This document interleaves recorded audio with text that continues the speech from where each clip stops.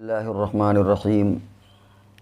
آج کی خصوصی مختصر سوال و جواب کی نشست میں آپ کا استقبال اور خیر مقدم ہے۔ السلام علیکم ورحمۃ اللہ وبرکاتہ۔ ہمارے سامنے جو نام ہیں، سب سے پہلا نام انہوں نے اپنا نام ذکر نہیں کیا۔ ان کا سوال یہ ہے کہ اللہ کا نام دیوار پر لگانا کیسا ہے؟ لکھا ہوا نام دیوار پر لگانا کیسا ہے؟ اچھا سوال ہے، اور اس تعلق سے ہم ایک مستقل ویڈیو بنائیں گے جس میں اللہ کا نام ہے، کتبے ہیں، قرآنی آیات ہیں اور بہت سی چیزیں جو ہوتی ہیں، ان میں کتبے لگانا یا دیوار پر لکھنا، دروازوں پر لکھنا، یہ مناسب ہے، مناسب نہیں ہے، بہتر ہے یا مکروہ ہے، اس کی ہم انشاءاللہ ابھی ہم ایک مستقل اس سلسلے میں ویڈیو بنائیں گے۔ اس میں آپ اپنی ان باتوں کا، ان سوالوں کا جواب اس میں لے لیجئے گا۔ دوسرا نام رقیہ ہیں۔ یہ پوچھتی ہیں کہ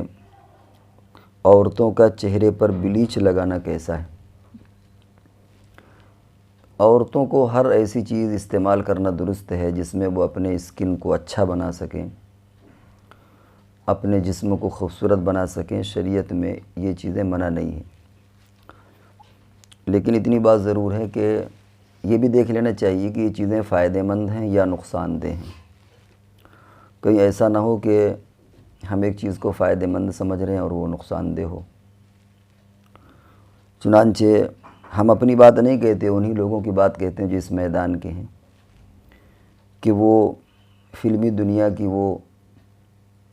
ایکٹریس جو اس بہت زیادہ بلیچنگ اور بہت زیادہ یہ سب چیزیں استعمال کرتی ہیں، کاسمیٹک کی چیزیں چہرے میں استعمال کے لیے، تو وہ کھال جھلس سی جاتی ہے، کھال خراب ہو جاتی ہے۔ پھر وہ کبھی بھی بغیر میک اپ کے اور بغیر وہ لٹکے جھٹکے کے وہ کسی کو فیس نہیں کر پاتی، ہر وقت ان کے چہرے پر ٹیپ ٹاپ رہتی ہے۔ تو یہ فطری طور پر کہیں ایسا نہ ہو کہ یہ زیادہ بلیچنگ کا استعمال ہمارے کھال کو جھلسا دے، ہماری کھال کو جلا دے۔ بلیچ آپ سمجھتی ہیں بلیچ کیا ہوتی ہے؟ تو اس سے کھال کو نقصان بھی پہنچتا ہے۔ اس کی جگہ مشورہ تو یہ دیا جائے گا کہ جو ہربل دوائیاں ہوتی ہیں، جیسے پہلے اپٹن وغیرہ کا استعمال ہوتا تھا، بیسن، ہلدی، ان چیزوں میں تھوڑی سی محنت ہوتی ہے، لیکن وہ چیزیں ایسی ہیں کہ ان کا کوئی سائیڈ افیکٹ نہیں ہے اور شریعت میں ان کی گنجائش بھی ہے۔ نبی اکرم صلی اللہ علیہ وسلم کے زمانے میں بھی عورتیں اس کا استعمال کرتی تھیں، خود آپ کی ازواج مطہرات بھی اس کا استعمال کرتی تھیں۔ ایلوا آتا ہے اور اس کو کیسے لگایا جاتا ہے یہ تو ہمیں نہیں معلوم، لیکن وہ صحابیات لگایا کرتی تھی تاکہ ہماری اسکن اچھی دکھے۔ تو یہ مطلوب چیز ہے، یعنی ہر عورت کی خواہش بھی ہوتی ہے، اور شریعت نے بھی اس پر کوئی بین نہیں لگایا، لیکن ہم کہیں ایسا نہ ہو کہ اس شوق میں ہماری اسکن خراب ہو جائے۔ تو شرعی نقطہ نظر سے تو بلیچنگ جائز ہے، درست ہے، لیکن اگر اس کا سائیڈ افیکٹ ہے تو احتیاط بہتر ہے۔ اور ابھی ایک واقعہ معلوم ہوا کہ ایک بیچاری بچی جس کا رشتہ لگ چکا تھا، تاریخ طے ہو چکی تھی، وہ انہی سردی کے زمانے میں وہ بیوٹی پارلر گئی اور وہاں اس نے بلیچنگ کروایا کچھ سر میں۔ حالانکہ عورتوں کے بال کالے ہوتے ہیں لیکن پھر بھی ان کو شوق ہوتا ہے کہ رنگ برنگی ڈائی کروا لیں۔ اب اتنی سخت سردی تھی، پانی کا جب پریشر اس سے دیا اس کے چہرے پر تو چہرہ بھی بھیگا رہا، سر بھی بھیگا رہا، اس سے وہ بیمار پڑ گئی۔ اسے ایڈمٹ کرانا پڑا۔ ڈاکٹروں نے جو وجوہات بیان کی وہ یہی کہ شاید اسے سردی لگ گئی، اور اب اس کا وہ رشتہ بھی ٹوٹنے کی کگار پر ہو گیا، کیونکہ ایڈمٹ رہی کئی دن۔ تو کل ملا کر کے یہ ذرا سا شوق، اچھا خاصا انسان، اچھا بھلا انسان، اور پھر عمر میں تو، جوانی کی عمر میں تو ان سب چیزوں کی ضرورت بھی نہیں ہے۔ آدمی وضو بنائے، قرآن کی تلاوت کرے، خود چہرے کے اندر رونق رہے گی۔ تو کہیں ایسا نہ ہو کہ یہ سارے شوق مہنگے پڑ جائیں۔ اب جیسے یہی جو ہم نے واقعہ بیان کیا، کتنا بڑا حادثہ ہے، لیکن اب بہرحال تو شرعی نقطہ نظر سے اگر آپ پوچھیں تو جائز ہے، لگا سکتے ہیں، لیکن ہم یہ مشورہ دیں گے کہ اس سے بہتر وہ ہربل چیزیں جن کا کوئی سائیڈ افیکٹ نہیں ہے۔ ایک اور نام ہمارے سامنے عبد المجیب خان رجبی روڈ سے، یہ پوچھتے ہیں کسی بچے کا نام صرف محمد رکھ سکتے ہیں؟ ہاں رکھ سکتے ہیں۔ ہمارے معاشرے میں اس کا چلن کم ہے، اس لیے لوگ رکھنے میں تکلف کرتے ہیں، اور یعنی اگر صرف کسی کو محمد کہہ کے پکاریں تو ایسا تصور ہوتا ہے جیسے ہم اپنے نبی محمد صلی اللہ علیہ وسلم کا نام لے رہے ہیں، تو وہ آدمی ڈرتا ہے لیتے ہوئے۔ اور بعض لوگ یہ خیال کرتے ہیں کہ ایسا تو نہیں کہ ہم محمد بولا ہے تو بار بار صلی اللہ علیہ وسلم پڑھنا پڑے۔ نہیں بھائی، ایسا نہیں ہے۔ جب محمد اپنے نبی کی نسبت سے آپ محمد کہیں گے تو درود شریف پڑھیں گے، لیکن اگر کسی کا نام ہے آپ محمد بلائیں تو 1000 مرتبہ محمد بلائیں، کوئی حرج نہیں ہے۔ تو یہ بہت پاکیزہ نام ہے، مبارک نام ہے، اور سنگل نام بھی محمد رکھ سکتے ہیں، محمد یا احمد۔ تو سنگل طور پر بھی اگر آپ محمد رکھیں تو اس کو رکھ سکتے ہیں۔ حدیث میں بھی ان ناموں کی فضیلت آئی ہے کہ وہ نام جو عبد الرحمن اور عبداللہ یعنی جن پر عبد جڑا ہوا ہو، کہ اللہ کے ساتھ ان کی یعنی بندگی کا اظہار ہوتا ہو، اس طرح کے نام اور نبیوں کے نام رکھے جائیں، یہ نام مطلوب ہیں۔ پوری تفصیل میرے ذہن میں نہیں ہے، لیکن عرب میں کہیں کوئی قبرستان ہے جس کی تاریخ ہمارے استاد نے کبھی بتایا دارالعلوم دیوبند میں، کہ وہاں ایک قبرستان ہے جس میں باقاعدہ یہ لکھا ہوا ہے کہ یہاں وہی دفن ہوگا جس کا نام محمد ہوگا۔ چنانچہ اس قبرستان میں وہی لوگ مدفون ہوتے ہیں جن کا نام صرف محمد ہوتا ہے، اور اسی لیے آپ دیکھیں کہ بہت سے لوگوں کا نام صرف محمد ہوتا ہے۔ تو کوئی حرج نہیں ہے، اس نام کا فروغ دینا چاہیے، اس نام کو زیادہ سے زیادہ نام رکھنا چاہیے، اور اس میں جھجکنے کی کوئی ضرورت نہیں ہے۔ محمد ذیشان ہے، پوچھتے ہیں خواب میں آب زمزم پینے کی کیا تعبیر ہے؟ یہ انشاءاللہ پھر کسی وقت بتائی جائے گی۔ خوابوں کی تعبیر کے بارے میں ہمیں زیادہ علم نہیں ہے، لیکن بہرحال آب زمزم پینا یہ کوئی تعبیر اچھی ہی ہوگی انشاءاللہ، لیکن دیکھنے کا موقع نہیں ملا، پھر کسی وقت انشاءاللہ اس کی تعبیر بتائی جائے گی۔ آفاق احمد انہوں نے کمنٹ کیا ہے کہ میرا سوال ہے کہ اعلانیہ قرآن خوانی صحیح ہے؟ اعلانیہ کا مطلب کیا ہے؟ اعلانیہ صرف فرض نمازوں کے لیے اعلان ہوتا ہے، جس کو اذان کہا جاتا ہے۔ نوافل نمازوں کے لیے بھی اعلان درست نہیں ہے۔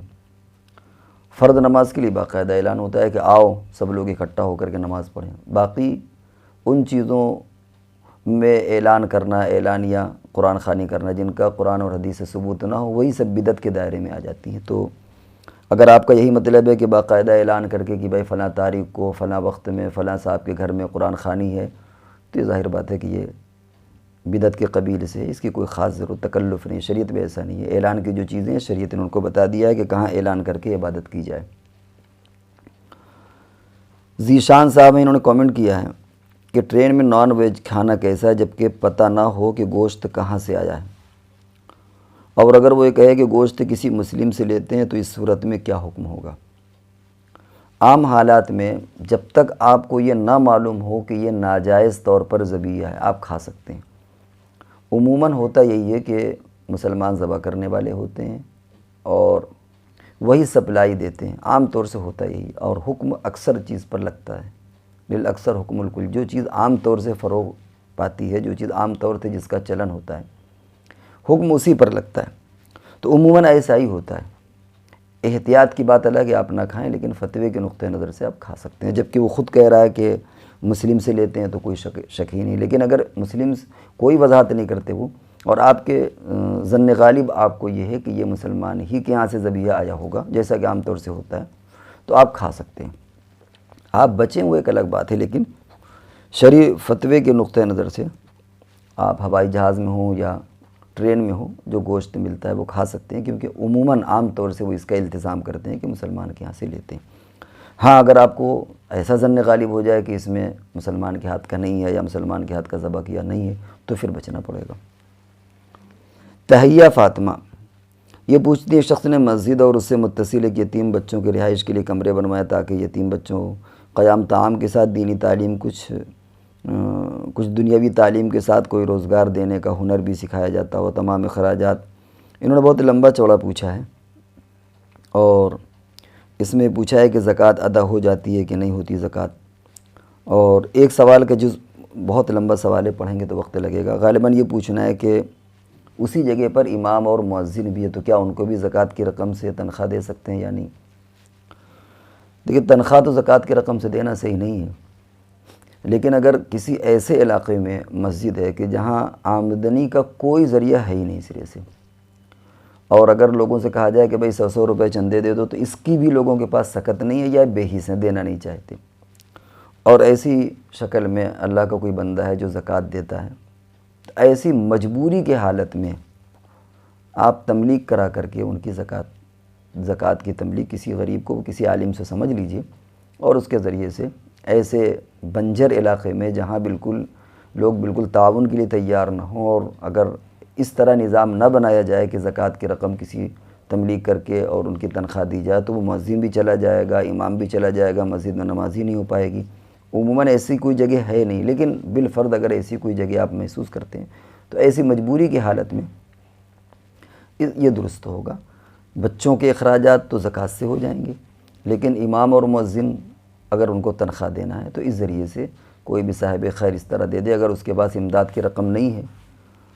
تو وہ زکوٰۃ کی رقم دے دے، اور پھر برائے مجبوری بدرجہ اشد مجبوری کے زکوٰۃ کی رقم کو تملیغ کر کے استعمال کیا جا سکتا ہے، لیکن اس کے حدود بہت محدود ہیں، کسی عالم سے اس کی نزاکت کو سمجھ لیا جائے۔ محمد شہزان یہ پوچھتے ہیں، لوگ کہتے ہیں کہ آسمان کے نیچے دودھ نہیں پینا چاہیے، کیا یہ بات درست ہے؟ بھئی آسمان کے نیچے تو ہر چیز ہے، ان کو یہ پوچھنا جو کھلے آسمان کے نیچے، ایسا کچھ نہیں، آپ کھلے آسمان کے نیچے بھی پی سکتے ہیں۔ جب مکانات نہیں تھے لوگوں کے پاس تو کہاں پیتے تھے؟ بھئی ظاہر بات ہے کہ یہ دنیا جب سے قائم ہے ہر زمانے میں مکان ہی تھوڑی رہے ہیں، پھر جب مکان بنے بھی تو جھوپڑیاں چھوٹی چھوٹی سی ہوتی ہے، اس میں آدمی خالی رات میں سونے کے لیے یا کہ بارش یا دھوپ سے بچنے کے لیے یا سردی سے بچنے کے لیے آدمی ان میں گھس گیا اندر، باقی وقت تو اس کا باہر ہی گزرتا تھا۔ تو وہ اگر جنگل میں آدمی ہے تو ظاہر بات ہے کہاں پیے گا؟ خود نبی اکرم صلی اللہ علیہ وسلم کے واقعات میں آتا ہے کہ جب آپ ہجرت کر کے مکے سے مدینہ گئے تو راستے میں ایک مقام پڑا جہاں پر آپ نے بکریوں کا، حضرت صدیق اکبر رضی اللہ تعالیٰ عنہ نے بکریوں کا دودھ دعا اور حضور کو بھی خود پیا اور حضور کو پلایا۔ وہ یعنی جان پہچان ہی کہ وہ لوگ تھے۔ تو ظاہر بات ہے کہ وہاں جنگل میں کا سایہ بھی نہیں ہے، جنگل میں کوئی مکان بھی نہیں ہے، تو یہ کوئی ایسی بات نہیں ہے، کھلے آسمان کے نیچے دودھ بھی پی سکتے ہیں، پانی بھی پی سکتے ہیں، چائے بھی پی سکتے ہیں۔ معراج النبی نے کامنٹ کیا ہے کہ اس ویڈیو میں ایک سوال جزدان کے متعلق تھا کہ جزدان کو ہم جزدان کہیں یا کچھ اور کہیں یا اس سے احتیاط کریں۔ انہوں نے اپنی رائے یہ دی ہے کہ ہمارے اعتبار سے جزدان نہیں کہنا چاہیے۔ جزدان قرآن کے اوپر کا جو کور ہوتا ہے، انویلپ آپ کہنے کور، بستہ کہیں پر کہہ دیتے ہیں، کچھ بھی آپ اسے کہہ لیں، جس پر کپڑے کا ہو یا مخمل کا ہو، جس کے اندر قرآن کو رکھ کر کے عزت کے ساتھ اسے رکھ دیتے ہیں، اس کو عام طور سے ہمارے عرف میں کہیں بستہ بول دیتے ہیں، کہیں غلاف بول دیتے ہیں اور کہیں جزدان بول دیتے ہیں۔ تو ان کا منشا ہے کہ جزدان کہیں یا نہ کہیں۔ اور اس میں ایک اور بات کی طرف انہوں نے اشارہ اس میں کیا ہے لیکن وضاحت نہیں کی کہ یہ شیعوں کا ایک عقیدہ ہے کہ جزدان یہ گویا جز مانے ایک ہوتا ہے کل، ایک ہوتا ہے جز مانے ایک ٹکڑا۔ تو شیعوں کا عقیدہ یہ ہے کہ قرآن 40 پارے کا تھا یا زیادہ تھا، اور کچھ ایک امام ہے سرہ من رأى غار میں لے کر کے چلے گئے ہیں پورا قرآن، یہ قرآن کا تھوڑا سا حصہ ہے، تو یہ گویا جز ہوا۔ تو اب وہیں سے جب اس کے کور کو چڑھایا گیا تو یہ ہوا کہ جزدان، یعنی یہ جو آپ نے اس کے اوپر غلاف چڑھا رکھا ہے یہ کل دان نہیں، یہ پورے قرآن کا وہ نہیں ہے بلکہ یہ جز قرآن کا ہے۔ یہ اشکال ہے اس میں جو انہوں نے پوری وضاحت نہیں کی۔ تو اب ہمیں جزدان نہیں کہنا چاہیے کیونکہ یہ شیعوں کا نام رکھا ہوا ہے۔ اول تو اس بات کی کوئی بہت مضبوط تصدیق نہیں کہ یہ بات کہاں تک صحیح ہے یا غلط ہے، لیکن اگر تھوڑی دیر مان بھی لیا جائے کہ کسی زمانے میں یہ بات رہی ہوگی تو اب وہ بات نہیں ہے، اور جب کوئی نام رکھ دیا جائے عرف عام میں اس کا چلن ہو جائے تو پھر اس کا استعمال درست ہو جاتا ہے۔ پھر اس کی پیچھے ڈیپ میں اور اس کی گہرائی میں، اس کی ڈیپتھ میں جانے کی ضرورت نہیں ہے کہ یہ لفظ کیسے نکلا، کیوں بنا، اس کی حقیقت کیا تھی، اس میں کتنے لفظ شامل ہیں، کس طرح جڑا، کیسے بنا، پھر اس کی مزید اس پیچیدگی کی ضرورت نہیں ہے۔ اسلام بہت آسان ہے، عمل کرنا بھی بہت آسان ہے۔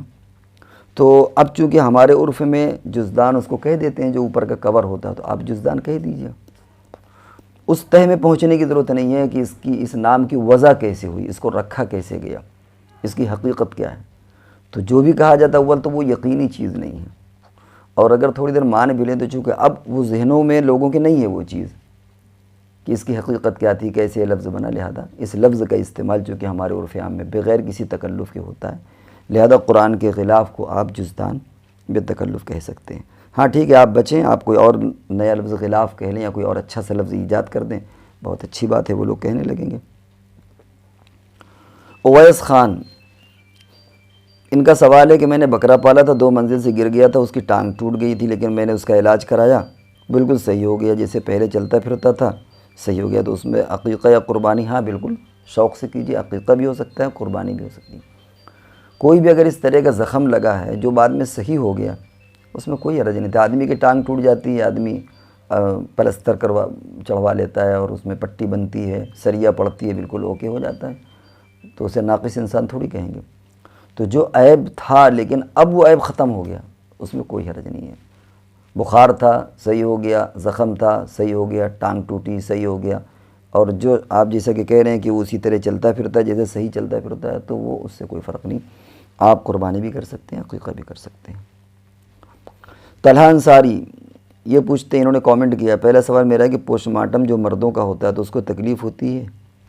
دوسرا سوال یہ کہ مردے کو جو برف میں رکھا جاتا ہے اس کی تکلیف ہوتی ہے؟ دونوں ایک ہی سوال کا مقصد یہ ہے۔ یہ مرنے کے بعد تکلیف کا تعلق جسم سے نہیں رہتا۔ بکری کی ذبح کرنے کے بعد کھال اتارنے میں اسے تکلیف نہیں ہوتی، اسی لیے فقہاء نے لکھا ہے کہ زیادہ ذبح مت کرو، پوری گردن مت کاٹو۔ کیوں؟ اس لیے کہ اگر پوری گردن کٹے گی تب تو اس وقت تکلیف ہوتی ہے، بعد میں تکلیف نہیں ہوتی۔ تو ذبح ہوتے وقت تو یہ ہوتا ہے کہ 4 نسیں کٹ جائے، زیادہ اس پر نہ کرو تاکہ تکلیف نہ ہو، لیکن اس کی گردن تو بہرحال کاٹنا ہی کاٹنا ہے نا۔ جب وہ پھڑپھڑانا بند ہو جائے گا، اس کی روح نکل جائے گی، تو اس کے بعد کیا کریں گے؟ آپ پہلے گردن ہی تو کاٹتا ہے آدمی، قصائی پہلے گردن الگ کرتا ہے پھر اس کی کھال اتارتا ہے۔ تو اگر تکلیف بعد میں بھی ہوتی تو فقہاء کہتے ہیں کہ گردن پہلے ہی سے کاٹ دو، کیا ضرورت ہے؟ اسی لیے ٹھنڈا ہونے کا انتظار کیا جاتا ہے کہ جانور ٹھنڈا ہو جائے، معلوم ہوا کہ ٹھنڈا ہونے کے بعد پھر تکلیف نہیں ہوتی، ٹھنڈا ہونے سے پہلے اسے تکلیف ہوگی، تو اسے تکلیف نہیں ہوتی، جسم کی تکلیف نہیں ہوتی، وہ اصل پھر روح کی تکلیف شروعات ہوتی ہے، اور روح کا تعلق جسم سے قائم ہوتا ہے۔ کیسے قائم ہوتا ہے وہ ہمارے ابھی اس وقت یہ سوال کا موضوع نہیں ہے، حالانکہ عذاب قبر کے تعلق سے یہ ویڈیو آ چکی ہے اور ہم دیکھتے ہیں اور دوبارہ اسے سرچ کرتے ہیں، اگر نہیں آئی ہوگی تو آ جائے گی کہ کس طریقے سے عذاب ہوتا ہے، جسم کو عذاب ہوتا ہے یا روح کو ہوتا ہے، اور اگر روح کو ہوتا ہے تو جسم سے اس کا کنیکشن اور تعلق کیسے ہوتا ہے، کیونکہ جسم تو فنا ہو جاتا ہے، مٹی ہو جاتا ہے، جسم آگ میں کبھی جل جاتا ہے، کبھی اسے پرندے کھا لیتے ہیں، دریا میں اگر مرا تو اسے مچھلیاں کھا لیتی ہیں، تو پھر عذاب کا کیا مطلب ہوا؟ وہ ایک الگ بحث ہے۔ لیکن آپ کا جو پوچھنے کا منشا یہ کہ آدمی کے مرنے کے بعد اس جسم سے بظاہر جو ہم دیکھ رہے ہیں تکلیف کا تعلق نہیں رہتا، ہاں روح کے ساتھ جسم کا جو ربط ہے، اور وہ کیسا ربط ہے وہ اللہ بہتر جانتے ہیں، تو وہ روح کو تکلیف ہوتی ہے، پھر اس سے جسم کو ہوتی ہے، وہ اللہ بہتر جانے اس کی نوعیت کیا ہوتی ہے، لیکن یہ جو بظاہر ہم کو جسم نظر آ رہا ہے اس میں تکلیف نہیں ہوتی، اور وہ ہم نے ذبیحہ کے حوالے سے بھی یہ بات رکھی۔ تو برف میں اسے رکھا جائے یا پوسٹ مارٹم کیا جائے، اس جسم کو تکلیف نہیں ہوتی۔ یہ ایک الگ بات ہے کہ برف پر رکھنا صحیح ہے کہ نہیں ہے، پوسٹ مارٹم کا کیا حکم ہے، وہ ایک دوسری بحث ہے۔ تو آپ کا یہ جو سوال تھا کہ اس کو کیا تکلیف ہوتی ہے، تو مرنے کے بعد پھر دوبارہ تکلیف نہیں ہوتی۔ محمد فرحان یہ پوچھتے ہیں، میت دفنانے کے بعد قبرستان میں اجتماعی دعا مانگ سکتے ہیں جس میں رخ قبر کی طرف ہو تو بھی، یا خاص قبلے کی طرف کر کے؟ ہمارے علماء نے جو لکھا ہے وہ یہ کہ اول تو اجتماعی دعا سے قبر میں بچنا چاہیے، جو باقاعدہ زور زور سے مانگی جاتی ہے، اپنے اپنے طور پر لوگ مانگ لیں، فاتحہ پڑھ لیں، ایصال ثواب کر لیں، اور اگر مانگنا بھی ہے تو قبلے کی طرف سب کا رخ ہونا چاہیے۔ اگر سارے لوگوں کا رخ قبر کی طرف ہے تو اس میں ایہام پیدا ہوتا ہے، اشتباہ و شبہ پیدا ہوتا ہے کہ شاید قبر ہی سے کچھ مانگ رہے ہیں، کوئی دیکھنے والے کو شبہ پیدا ہو، اس لیے منع کیا جاتا ہے۔ تو اول تو مانگیں نا، اور اگر مانگیں تو سب کا رخ جو ہے وہ قبلے کی طرف ہونا چاہیے، اور سب کا رخ جب قبلے کی طرف ہوگا تو کچھ کی پیٹھ بھی قبر کی طرف ہوگی۔ اس سے ایک چیز اور معلوم ہے کہ سب کا رخ قبلے کی طرف ہو لیکن قبر سامنے نہ ہو، یعنی جیسے لوگ پورے کھڑے ہوتے ہیں اسی طرح سارے لوگ قبلے کی طرف ہو جائیں۔ اگر کچھ لوگوں کا چہرہ ہوگا تو کچھ لوگوں کی پیٹھ بھی قبر کی طرف ہوگی، تو وہ جو ایک تصور ہے کہ ہم قبر والے سے کچھ نہیں مانگتے، اس تصور کا اظہار اچھی طرح ہو جائے گا۔ تو کچھ لوگوں کا اگر چہرہ ہے تو کچھ لوگوں کی پیٹھ بھی ہو جائے قبر کی طرف، یہ نہیں کہ سارے لوگوں کو قبر کے ادھر جمع کر کے پھر آپ قبلے کی طرف مانگیں اور قبر سامنے ہو۔ تو احتیاط کرنا چاہیے، اور اگر مانگنا ہے تو قبلے کی طرف رخ کر کے مانگیں۔ عرفان انصاری یہ نیپال سے پوچھتے ہیں کہ قرآن شریف موبائل میں سننے سے ثواب ملتا ہے؟ بالکل ثواب ملے گا، پڑھنے میں بھی ثواب ملے گا، سننے میں بھی ثواب ملتا ہے۔ بنت نور چشم فتح گنج سے پوچھتی ہیں کہ مفتی صاحب ایک مسئلہ معلوم کرنا ہے کہ اپنی امی کے علاوہ کسی کو امی کہہ سکتے ہیں؟ جیسے ساس کو امی کہنا یا کسی کو آدمی، اسی طرح بہت سے لوگ یہ بات کہتے ہیں کہ اپنی امی کے علاوہ کسی کو امی نہیں کہہ سکتے، اگر کوئی کہے تو غلط ہوگا، گالی پڑتی ہے، غلط رشتہ جڑتا ہے، اس کی کیا حقیقت ہے؟ امی تو ایک ہی ہوتی ہے، اس میں زیادہ وضاحت تو یہ کہ کیا اپنے ابو کے بجائے کسی اور کو ابو کہہ سکتے ہیں، کیونکہ وہ زیادہ سخت گالی ہو جائے گی۔ اس میں کوئی حرج نہیں ہے۔ یہ امی کا اطلاق جو ہوتا ہے کبھی کبھی محبت کے لیے بھی ہوتا ہے، کبھی کبھی آدمی کسی کو باپ کا اگر اس طرح سمان کر دیتا ہے تو وہ وہاں پر نسب مراد نہیں ہوتا۔ ہمارے عرف عام میں بہت سے الفاظ ایسے ہوتے ہیں جو ایک دوسرے کو بلانے کے لیے، ایک دوسرے کو مخاطب کرنے کے لیے، ایک دوسرے سے ایسے ہمارے درمیان الفاظ بنے ہوئے ہیں۔ ورنہ پھر یہ امی پر کیا، اگر کسی کو آپ نے بھائی کہہ دیا اور وہ آپ کا بھائی نہیں ہے تو غلط تو وہ بھی ہو جائے گا کہ بھائی نہیں، پھر بھی آپ بھائی کہہ رہے ہیں تو اس کو کیا کہیں گے؟ دشمن کہیں گے۔ ظاہر بات آدمی بھائی کہتا ہے، بھائی جان ایسا کر دیجئے، حالانکہ وہ بھائی نہیں ہے، وہ تو گویا وہ آپ کا بھائی نہیں، پھر بھی آپ، یہ اتنی ڈیپلی میں جانے کی ضرورت نہیں ہے۔ تو کبھی کبھی ماں اپنی اصلی ماں کو بھی کہہ دیتے ہیں، اور کبھی کبھی ماں کسی کو محبت کی وجہ سے یا سمان دینے کے لیے، عزت اور احترام دینے کے لیے بھی کبھی کبھی کسی بوڑھی کو آدمی اماں کہہ دیتا ہے، کسی کو آدمی ابا کہہ دیتا ہے۔ تو ظاہر بات ہے کہ جب عام حالات میں صحیح ہے تو ساس کو تو کہہ ہی دیتے ہیں، اور پھر ساس کو اسی نسبت سے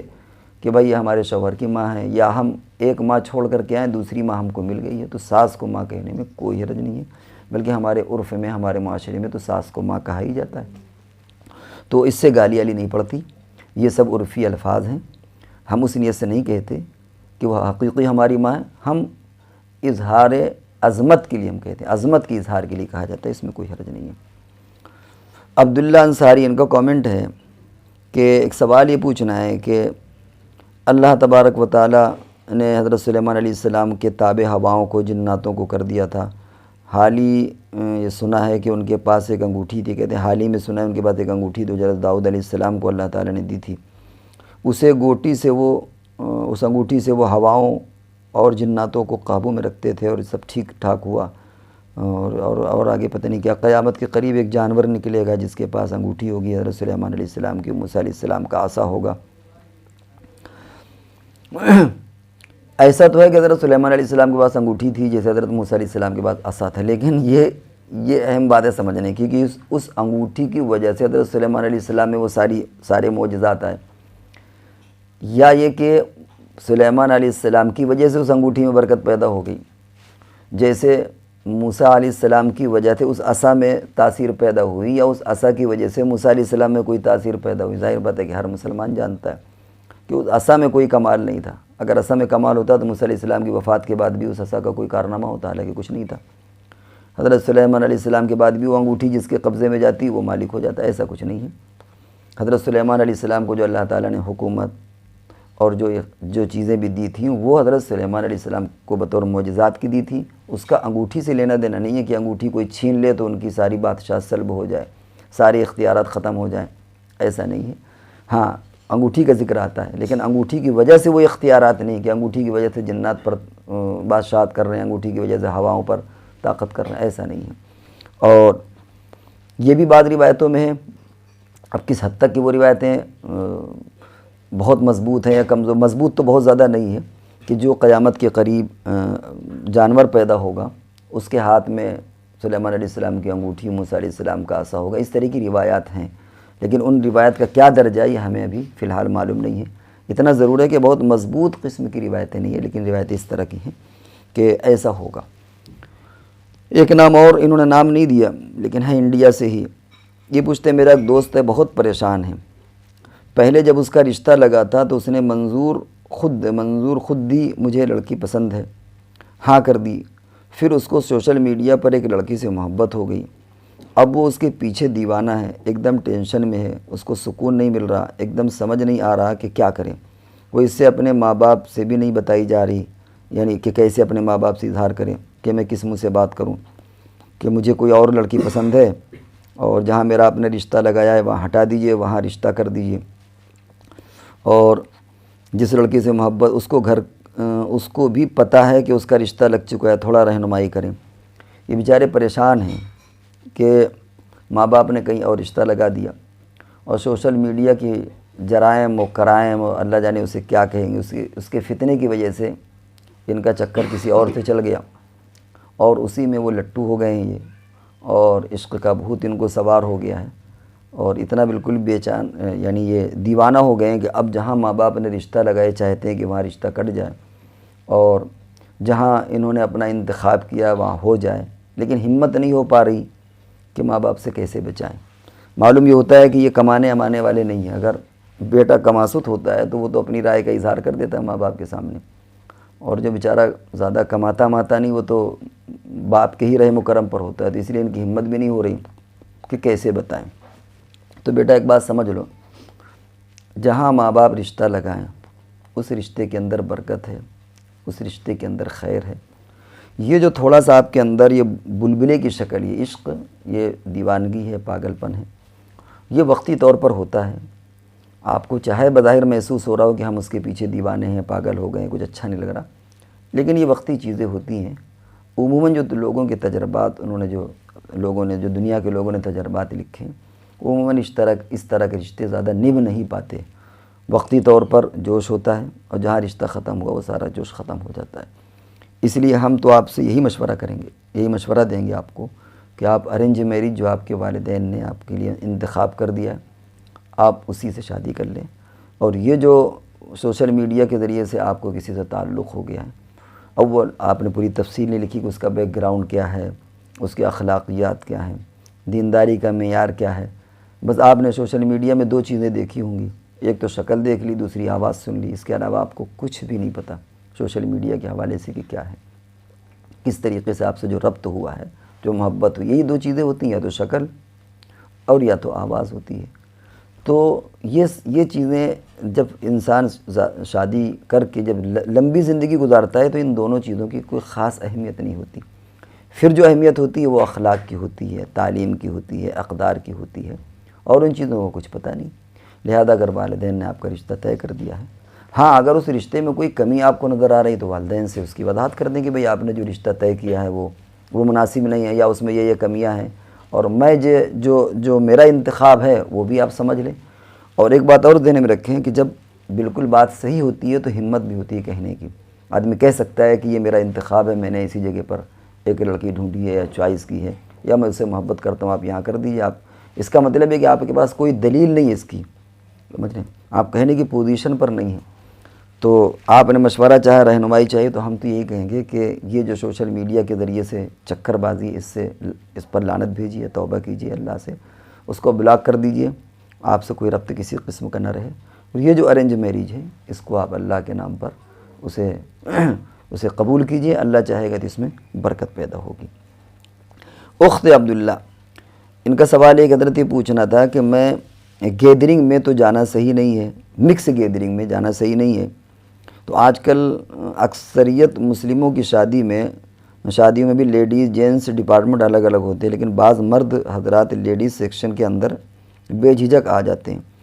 کھانے کے ٹیبل وغیرہ پر بھی، اور اکثر ویٹر بھی جینٹس ہوتے ہیں۔ وہ صورت میں ہمیں کیا کرنا چاہیے؟ دعوت میں جائیں کہ نہ جائیں تو یہ خرابی ہے، نہ جائیں تو ہمارا رشتہ دار ناراض ہوگا۔ پہلے تو آپ گیدرنگ کا مفہوم سمجھیے۔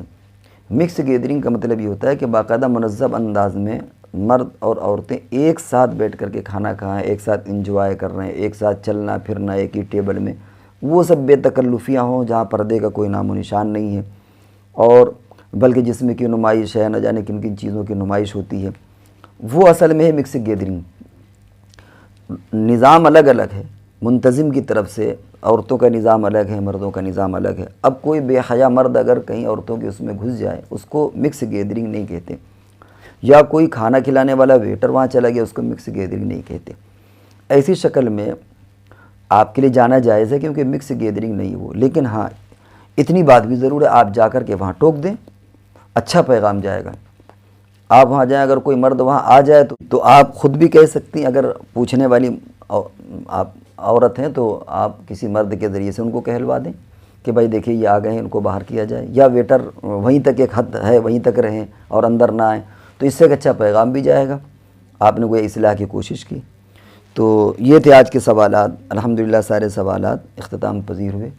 اب ہم آپ سے رخصت ہوتے ہیں، جب تک کے لیے ہمیں اجازت دیجیے۔ والسلام علیکم ورحمۃ اللہ وبرکاتہ۔